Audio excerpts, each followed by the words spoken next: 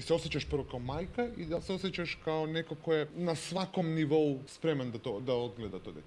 Osjećam se kao majka, ali smatram da nisam spremna na svakom nivou da odgledam to dete. Kad se Željko rodio, prvih 40 dana Boki, ja sam ga dojela i onda umeđu vremenu on se zagrcnuo, eto šta je okidač svega toga i krenuo da se davi. Znači, pio je moje mleko i ja sam se toliko uplašila. Panični napad? Panični napad, ja sam izašla na ulicu, ja nisam to mogla da gledam.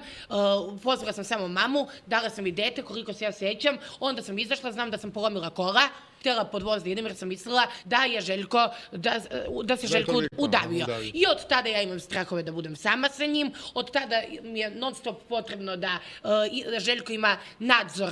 Jesi se nekad plašila od reakcije socijalne službe? Ne.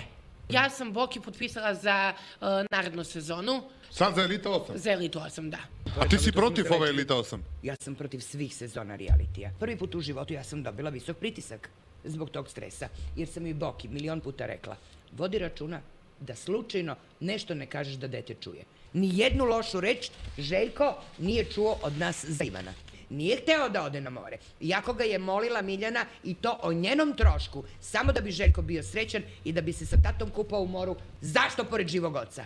Zašto pored živog oca? Jer celo leto bio tu. Nije mogao da ode s detetom 7 dana na odmor. Ko te pita tada za pare kad je dečja sreća u pitanju? Da li ću ja da platim ti ili ona? Samo iz želje da živim zbog Željka, znači ja treba da čuvam Miljaninu decu koju ona rađa sa Turtom, Murtom, Jankom, Stankom. Ovaj narkoman, ovaj ne gleda decu isto, ovaj ovo. Sve kud koji, mili moji, ne zna se ko je od kog, veće smeće. Najgori šljan mi dovodi.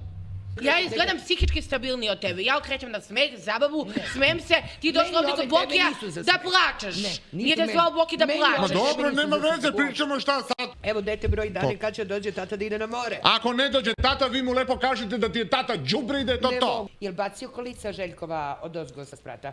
Bacio je kolica! Ona je nosila Željka u naruč. Jest. Bio je beba da ga snese dole. A ostavila je kolica za šetnju i trebaju kolica.